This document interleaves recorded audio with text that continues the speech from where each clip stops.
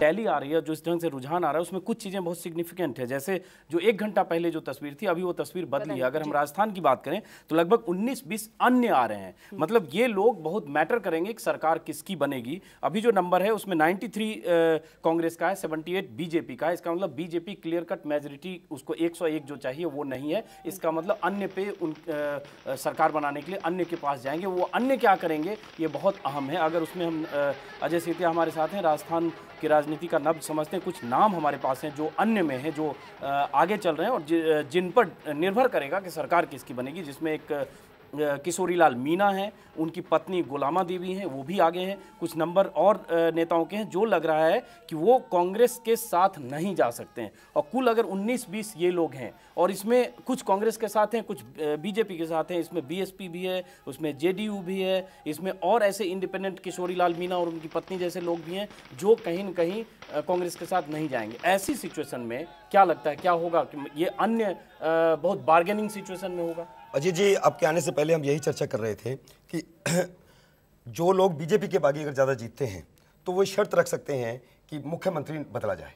बहुत अहम बात है, क्योंकि सब कुछ साफ होने के बावजूद कहीं न कहीं ये अन्य जो हैं, जो निर्दलीय हैं, जो भारतीय राजनीति में हर साल हर चुनाव में बहुत अहम भूमिका निभाते हैं। अभी जैसे सुबह एक खबर आ रही थी कि वहां हवाई अड्डे पर 4 हेलीकॉप्टर को मुस्तैद करके रखा गया है। वो बीजेपी की तरफ से रखा गया, ऐसा कहा जा रहा था। वो तुरंत ये होगा कि जो भी इसमें से अन्य होगा, जो जीतेगा, जो फेंस सीटर होंगे, जो पद पैसा, माफ करें, लोकतंत्र में चलता है इसलिए मैं बोल रहा हूं, इसके लिए या किसी और चीज के लिए जो उनको मिलता है, चाहे उनके मलाईदार किसी सार्वजनिक उपक्रम का उनको चेयरमैन की कुर्सी दी जाए, उसके बाद तय होगा कि कौन किसके साथ जाएगा। और वो 17 लोग किधर जाते हैं, इधर जाते हैं या उधर जाते हैं। हेलीकॉप्टर में कुछ लोग बैठ के दूसरे राज्यों में कैंप करेंगे और उसके बाद होगा कि सरकार किसकी बने। रूप से ये शीला दीक्षित की बहुत बड़ी कामयाबी है, इसलिए भी कि जिस दिन वोटिंग हुआ आतंकवादी हमलों के तुरंत बाद 29 तारीख को, वोटिंग के दिन दिल्ली में 60 से 65% वोट पड़े। तो लगा कि ऐसा तो नहीं कि ये वोटिंग कहीं न कहीं केंद्र सरकार के खिलाफ जाए और बीजेपी के पक्ष में जाए, क्योंकि उसी समय बीजेपी आतंकवाद के खिलाफ लगातार कैंपेन कर रही थी।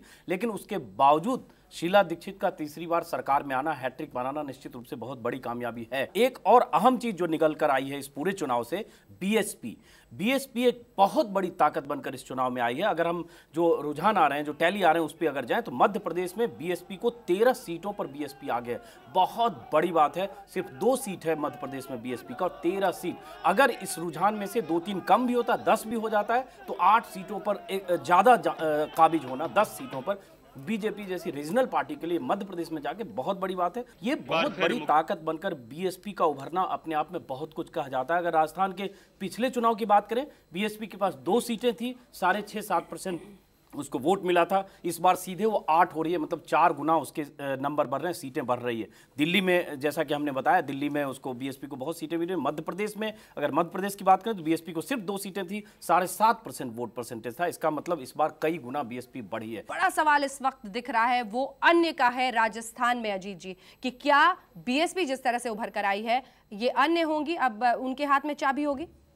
निश्चित तौर पे जो तस्वीर अभी निकल कर आ रही है उसमें राजस्थान में जो 2 घंटे पहले ऐसा लग रहा था कि जैसे कांग्रेस जीत गई और अशोक गहलोत बस मुख्यमंत्री बनने ही वाले हैं, सब कुछ तय हो चुका और मेरे ख्याल से पटाखे वगैरह का इंतजाम हो चुका था। माला भी पहना दिया गया उनको 10 किलो का। माला भी पहनाया गया और उन्होंने शुभकामनाएं ले भी ली सबसे। लेकिन अब जो तस्वीर आ रही है उसमें अभी कांग्रेस को जो मैजिक नंबर चाहिए बहुमत के लिए, उसमें 5 से 6 सीटें अभी कम दिख रही है। और उससे ज्यादा अहम कि उसमें ये नंबर कभी 23 होता है, कभी 25 होता है, कभी 28 होता है, लेकिन अन्य बहुत अहम है, वो नंबर अभी 28 है। वो 25 से 28 के बीच ऐसे लोग हैं जो कांग्रेस और बीजेपी दोनों से या तो निकले हुए हैं या उसमें बीएसपी भी है। बीएसपी की 8 सीटें हैं राजस्थान में, वो लोग बहुत मैटर करेंगे। ज्योतिरादित्य सिंधिया हमारे साथ जुड़े हैं। ज्योतिरादित्य जी, दिल्ली छोड़कर कहीं से भी अच्छी खबर नहीं है बहुत कांग्रेस के लिए, मानेंगे आपको? और बीजेपी की जीत इसमें दिखती है साफ तौर पर, या कांग्रेस की हार? अगर 5 राज्यों में से 3 राज्यों में तो हमारी सरकार दिखती हुई बन रही है, चाहे वो मिजोरम हो, राजस्थान हो और दिल्ली हो।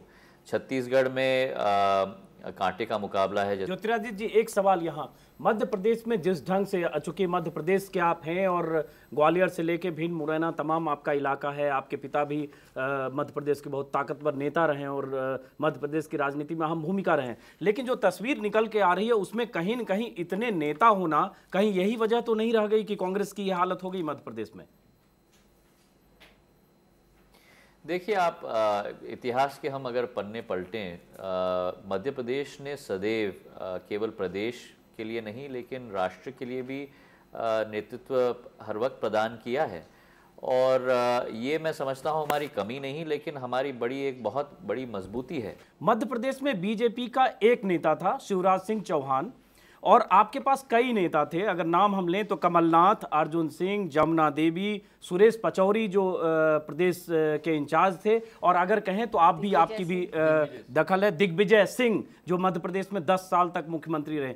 एक तरफ बीजेपी का एक नेता शिवराज सिंह चौहान जिसकी 4 साल तक के पहले तक अगर बात करें तो मध्य प्रदेश की राजनीति में कोई बहुत बड़ी हैसियत नहीं थी, और एक तरफ इतनी बड़ी बड़ी हैसियत वाले 5, 6, 7 नेता, हर नेता वहां कैंप कर रहा था। कहीं ऐसा तो नहीं कि हर अपनी अपनी चाल चल रहा था और इसमें सरकार से बाहर रह गए आप लोग? नहीं, मैं इस विषय से आपके साथ सहमत नहीं हूँ। पूरी तरह से कटिबद्ध होकर हमने ये निर्णय लिया था सब लोगों ने सोनिया जी के निर्देश में कि साथ मिलकर हमें कार्य करना होगा, लेकिन कहीं ना कहीं कमियां जरूर रही हैं। ज्योतिरादित्य जी, आपने सुना आपकी पार्टी के नेता है सुबोध कांत सहाय, और इससे पहले दिग्विजय सिंह भी कह रहे थे कि बीजेपी के प्रति लोगों में जो नाराजगी थी उसको हम भुना नहीं पाए। यही बात अभी सुबोध कांत जी कह रहे हैं कि हम कोऑर्डिनेटेड एफर्ट जो होना चाहिए था वो एफर्ट नहीं हो पाया, हम उसमें फेल कर गए। तो ये क्या हुआ आखिर? इतने बड़े नेताओं की मौजूदगी के बावजूद ये हम कांग्रेस किसी भी तरह से कोऑर्डिनेशन करके जनता तक जो पहुंचना चाहिए नहीं पहुंच पाई, और शिवराज सिंह जैसा नेता जो खुद आपकी पार्टी के सुबोध कांत जी कह रहे हैं वो फिर से मुख्यमंत्री बनने में कामयाब हो गए। ज्योतिरादित्य जी, पे ही मैंने ये कहा था कि मुद्दे मध्य प्रदेश में एक नहीं थे, अनेक थे।